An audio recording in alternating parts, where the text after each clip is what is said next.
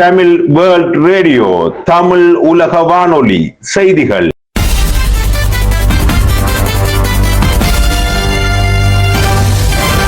தலைப்புச் செய்திகள். வணக்கம்.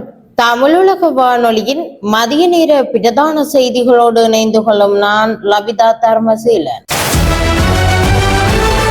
பாவனையாளர் அலுவல்கள் அதிகார சபை மேற்கொண்ட 112 சோதனை. செம்மணி மனித புதைகுழியை பார்வையிட ஐரோப்பிய ஒன்றிய தூதுக்குழு. உலகின் முதல் கனரக ரோபோ குதிரையை அறிமுகப்படுத்திய சீனா. உலக கிண்ணத்தை வென்ற ஸ்பெயின் அணிக்கு பிரம்மாண்ட வரவேற்பு. லக்ஷ்மி திருமண சேவை உலகளாவிய ரீதியில் சுவிட்சர்லாந்தில் இருந்து இயங்கிக் கொண்டிருக்கும் முன்னணி திருமண சேவை. பதிவு செய்யப்பட்ட நிறுவனம், உண்மையான மற்றும் சரிபார்க்கப்பட்ட பதிவுகள், தகுதியான பொருத்தங்கள், பாதுகாப்பான மற்றும் நம்பகமான தொடர்புகள். உங்களின் அன்புக்குரிய வாழ்க்கை துணையை கண்டுபிடிக்க ஆசையா? நீங்கள் எங்கிருந்தாலும் நாங்கள் தேடி தருகிறோம். லக்ஷ்மி திருமண சேவை. உங்கள் இல்லற பயணத்தில் நம்பிக்கையோடு காலடி எடுத்து வையுங்கள். சரியான வாழ்க்கை துணையை இன்றே தேர்ந்தெடுங்கள்.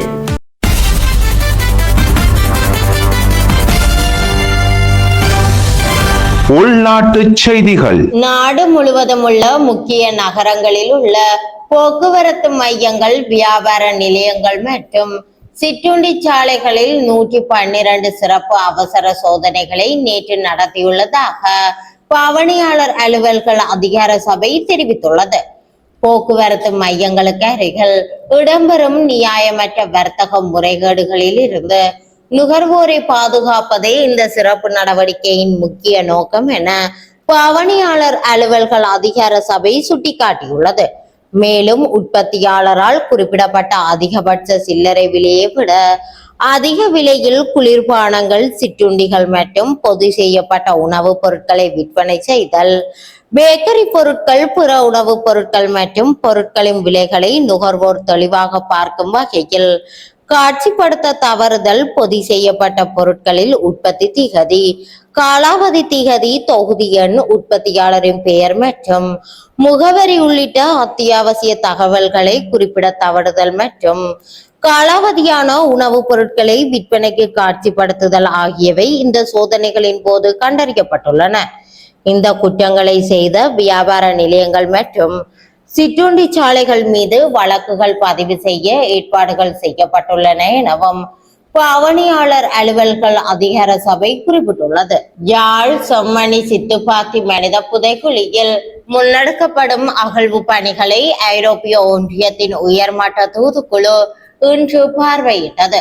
ஐரோப்பிய ஒன்றிய தூதுவர் கார்மென் மொரேனா தலைமையிலான இந்த தூதுக்குழுவில் இத்தாலிய தூதுவர் டொமியானோ பிரான்கோவிக், ஜெர்மனி தூதுவர் டி பெலிக்ஸ் நியூமன், பிரான்ஸ் தூதுவர் ரெமி லாம்பார்ட் மற்றும் நெதர்லாந்து தூதுவர் டி போயர் ஆகியோர் இடம்பெற்றிருந்தனர்.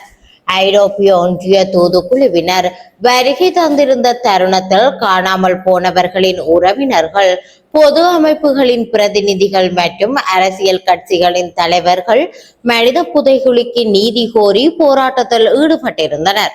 இந்த நிலையில் செம்மணி மனித புதைகுழியின் 3ஆம் கட்டத்தின் 39ஆம் நாள் அகழ்வு பணிகள் நேற்று இடம்பெற்றன. இதன் போது அருகருகே 2 சிறுவர்களின் எண்புக்கூடு உட்பட 13 எண்புக்கூடுகள் அடையாளம் காணப்பட்டுள்ளன.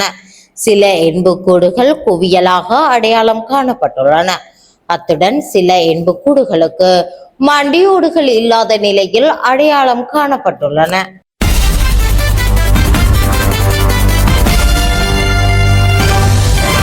வெளிநாட்டு செய்திகள். நுண்ணறிவு மாநாட்டில் உலகின் முதல் கனரக ரோபோ குதிரையை சீனா அறிமுகப்படுத்தியுள்ளது.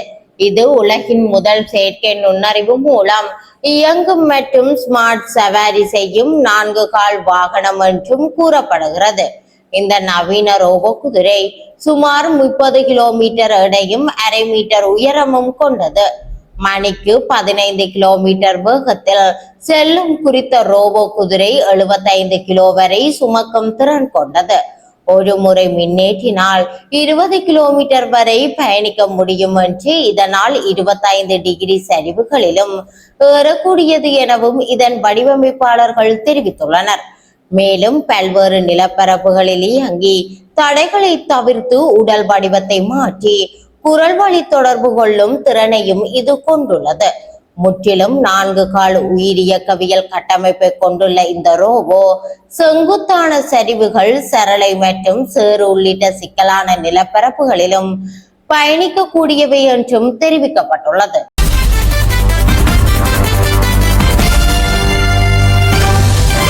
விளையாட்டுச் செய்திகள். அமெரிக்காவின் நியூ ஜெர்சியில் நடைபெற்ற உலக கிண்ண இறுதிப் போட்டியில் ஸ்பெயின் அணி அர்ஜென்டினாவை வீழ்த்தி 2வது முறையாக உலக சாம்பியன் பட்டத்தை வென்றது. இதனைத் தொடர்ந்து 26 வீரர்கள் மற்றும் பயிற்சியாளர் குழுவினர் ஸ்பெயின் தலைநகர் மாட்ரிட்க்கு திரும்பினர். உலக கிண்ணத்துடன் மன்னர் குடும்பத்தினரையும் பிரதமர் பெட்ரோ சான்செஸையும் சந்தித்து வாழ்த்துக்களை பெற்றனர்.